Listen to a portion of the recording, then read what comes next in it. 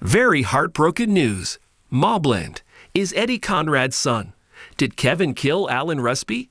And the best MobLand theory about Kevin's other brother can fix an ongoing villain problem. Why did Maeve warn Gina away from Eddie in MobLand Season 1? And what is her real relationship with him? I will explain everything. Never miss this video. Before going to the main topic, I would like to say, like this video, and please subscribe to the channel. MobLand is Eddie Conrad's son. Did Kevin kill Alan Rusby? The second oldest son of the Harrigan family, Kevin met his best buddy and the family's most devoted fixer, Harry D'Souza, at Newgate Jail, according to prior episodes of MobLand. However, those 3 years in prison became an absolute nightmare when Alan Rusby and his fellow inmates sexually assaulted and mistreated young Kevin once a week for 2 years, leaving him with physical and psychological wounds from which he never fully healed. After 20 to 25 years, Kevin completely forgot about the incident, but when Harry brought up Rusby's name, it all came back to him. I suppose the attack was still ingrained in his mind and had been having an impact on his marriage throughout the years, something Kevin never admitted. Although it wasn't mentioned in the episode, I think that many of us think Eddie isn't Kevin's son because he and his wife, Bella, didn't have any intimacy. Bella had an affair with Conrad in the past, and Kevin assumed that his father had gotten his wife pregnant. But he loved Bella too much to doubt her loyalty, which may be why he never made an effort to avoid discussing Eddie's parentage, because he knew it would only make matters worse. Then Maeve came along, reminding Kevin of both his infertility and his wife's adultery. Maeve didn't really take names here, but Kevin's response revealed everything. It wasn't a coincidence that Kevin goes completely crazy and confronts his rapist Alan Rusby as soon as Maeve brings up the subject of his infertility. Kevin claimed to be an Uber driver and gave Rusby a ride to his deceased sister's home, where he lived alone, either in an attempt to find answers or simply to get those thoughts out of his head. Kevin pretended to be going inside, and as soon as he emerged from the restroom, he asked the retired guard if he knew him. Rusby told Kevin that he had been experiencing memory lapses because of his advanced age, but it appeared that Kevin wasn't the only victim.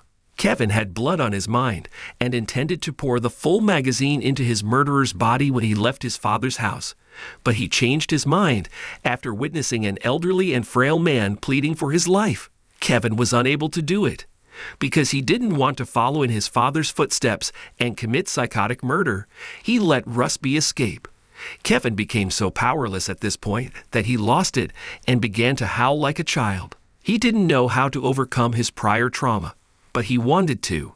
Kevin most likely never received treatment or assistance for these reoccurring recollections. Sharing his problems with his chauvinist father was never an option, and he didn't even dare talk about the incident with anyone, not even Harry. Kevin had always made a conscious effort to avoid becoming his mother or father, someone who killed people for amusement. As a result, Kevin wanted Rusby to disappear. It would have been preferable if the elderly guy had simply left the house, but he did not. Rusby, who had just discovered God, made the worst mistake of his life by asking the wrong question at the wrong moment because he believed that he could resolve the situation by apologizing and talking things out. "Do you have children?" he questioned Kevin, and that's when everything went haywire. Without pausing for thought, Kevin squeezed the trigger, sending a bullet into Rusby's head. You see, Archie's murder in the first episode and Rusby's death were rather similar. Maeve was the one who incited these men with her disgusting remarks in both instances, to the point where they lost self-control. Rusby was shot by Kevin because he inquired about his children, a question Maeve had previously made fun of. It was clear that Kevin wanted to do the same to his violent parents, but was unable to do so because they were still his parents. To be clear, unlike his father, mother, and Eddie, Kevin is not a crazed killer. I have no doubt that he will come to regret shooting Rusby in the heat of the moment. But what's done is done, so as a kind of atonement, he will take care of Rusby's wife, Joanne, who has been admitted to an assisted living facility and is probably suffering from dementia. In addition, it's clear that Kevin will phone his prison mate to come and retrieve Rusby's body, as he always does. The best MobLand theory about Kevin's other brother can fix an ongoing villain problem. One of MobLand Season 1's most significant plot points to date has been revealed.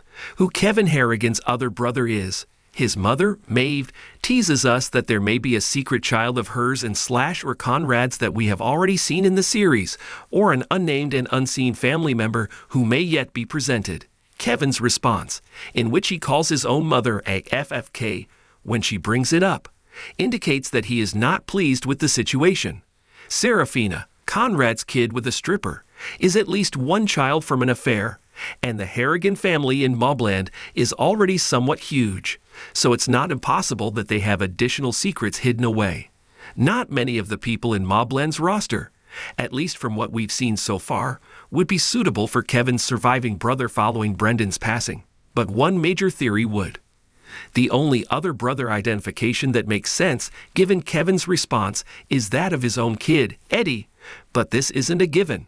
Someone close to him must elicit that kind of reaction, and that makes sense in this case unless Maeve is merely lying and bringing up an old rumor to harm him. Since we've witnessed his and Kev's first encounter and just had a scene where Conrad says he's gained a son in him, it doesn't make sense for it to be Harry. Eddie is the only viable option in terms of impact. This would make sense given what we know about Conrad's history. Kevin's wife, Bella, who is also Eddie's mother, was once one of his lovers before she started dating him. Not only did the show emphasize that she was his favorite female, but it also made Conrad remind Bella that he still owned her. Given what we've seen, Eddie is more like Conrad than Kevin, and that would be consistent with him being her son's biological father. Although Eddie becoming Conrad's kid might seem like a plot twist from a soap opera, there is one reason why it would work out well for MobLand: Eddie. In addition to being the most hated character on the show, albeit one that is fiercely vying for the top rank with his supposed grandparents, he is also a rather one-dimensional figure. As of right now, Eddie's whole act is nothing more than being a dick, and the few times he did show any vulnerability and open up, it was primarily to have asterisk with Harry's daughter Gina. Eddie might be given further depth by the show if it were revealed that he is Conrad's son and he learned about it. How does it change? And how does he respond when it turns out that his father wasn't Kevin? He has talked about how his father has never supported him. How does that alter his connection with Bella? Perhaps most intriguingly, given that he and Maeve have had one of the strongest bonds, what does this portend for them? One of the more intriguing queries is that last one, which could be a flaw in the hypothesis. Maeve treats Eddie like a golden child despite her blatant hatred of Serafina. However, if the theory is correct, why is she treating him so kindly if she is aware of his parentage? But perhaps that's the idea, rather than refuting it. Given her rash and provocative acts, fueled in part by the fact that Eddie is Conrad's son, Maeve may be using him for her own evil schemes, which may even be leading to Conrad's downfall. In MobLand, Eddie hasn't shown much interest thus far, and his actual contribution to the storyline ended when he killed Tommy Stevenson. However, the program needs to do more given how much time it devotes to him, including occasionally confronting Harry and making him into a type of villain. This plot would be the means to achieve that, simultaneously granting him a more significant role and enabling the addition of greater nuance. Why did Maeve warn Gina away from Eddie in MobLand Season 1, Episode 9? And what is her real relationship with him? Helen Mirren's character Maeve Harrigan and her grandson Eddie, played by Anson Boone, have the most perplexing relationship in Paramount Plus's crime drama MobLand. By herself, both characters have shown themselves to be utterly insane, but Maeve's manipulation of Eddie as the main strategist in the conflict between the Harrigans and Stevensons makes them especially deadly. Even though Eddie exhibits many of his own psychotic traits, Maeve is frequently the one who calls the shots for Eddie, Conrad, and the entire Harrigan crime syndicate. When the conflict between the two families officially began, Gina D'Souza, Harry's teenage daughter, was stuck in the Harrigan's manor, and Eddie's narcissism was unable to scare her away.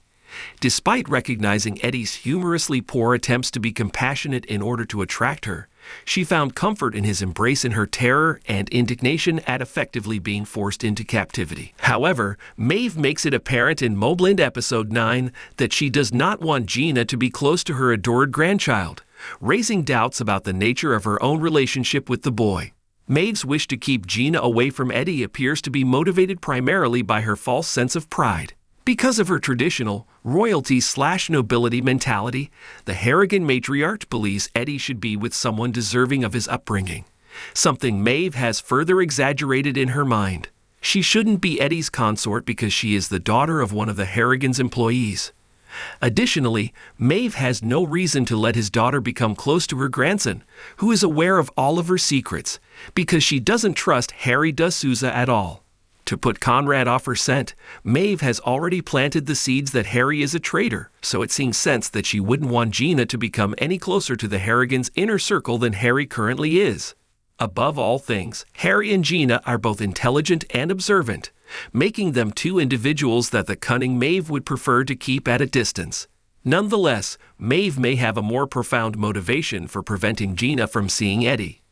The relationship between Maeve and her grandson has seemed odd ever since she took cocaine out of her bra to give to him, especially after it was revealed that Maeve was responsible for Eddie's schemes. Then, during a particularly awkward dinner scene at the end of Episode 9, Maeve placed her hand on Eddie's knee while giving Alice advice on how to deal with guys. It seems as though important details regarding Eddie and Maeve's relationship are being withheld from the audience. Although there has been a vague suggestion that Maeve is inappropriately infatuated with her grandson, no historical evidence or justification has been provided. It might only be intended as an example of Maeve Harrigan's extreme instability, but in any case, their relationship is far more nuanced than a grandma taking care of her only grandson. Why did Eddie tell Conrad about Maeve? Conrad confronts Eddie in his room as he is waking up in the opening scene of Episode 9. Their chat takes place off-screen, but it is revealed at the previously stated dinner that Eddie gave his grandfather, who initially had many of his own concerns, confirmation of everything Maeve had been planning. On the surface, it would appear odd that Eddie would part with his strongest supporter simply because Conrad slightly pressured him, as Maeve has seemingly always been there for him. Some insight is offered, though, in the brief moment where Eddie asks the dog which of them is having a rougher time. In the same way that the dog was confined, Eddie feels totally stuck in his current circumstance, torn between his grandfather and grandmother. Despite Maeve's apparent concern for him, his dread of Conrad probably overshadowed his allegiance there. Conrad, the Dread, 100 Guns Harrigan, London's most feared crime leader, is the myth he was raised on. Eddie will give priority to Conrad's demands since he is aware of the consequences of refusing. Conrad refers to the young man as son when he first enters Eddie's bedroom, which may definitely just be a kind or grandfatherly accent. Nevertheless, it might serve as a fleeting hint as to Eddie's true identity, that he is, in fact, Conrad's kid with Bella Harrigan. The viewer is aware that Bella was just 20 years old when Conrad was associated with her, and that Conrad was almost 50 when she married Kevin. In terms of personality, Eddie undoubtedly has more in common with Conrad than with his assumed father, Kevin, which supports the idea even more. In addition, Kevin reacted angrily in Episode 9 when Alan Rusby, his former jail guard, brought up Kevin's child. Kevin has lost control twice now, the first time being when Maeve brought up Kevin's other brother in Episode 8. Eddie Harrigan is thought to be Conrad's son rather than Kevin's, making him the other brother Maeve suggests would inherit the Harrigan Empire. But if Eddie is really Conrad's illegitimate child, it's surprising that Maeve would be so protective of him. One would assume she would despise him as much as she despises Serafina. However, the entire situation begins to make sense when one considers everything that Maeve has encouraged Eddie to do. He did nothing but endanger his life as the primary object of Richie Stevenson's hatred after Maeve urged him to assassinate Tommy Stevenson. He became a target for his grandfather as well as she forced him to assist her in her schemes against Conrad. It's more probable that Eddie isn't the adored grandson Maeve wants him to appear to be. No more today. What are you thinking about this gossip today? Let us know in the comments and stay tuned by subscribing to our channel to get more updates like this. Thank you.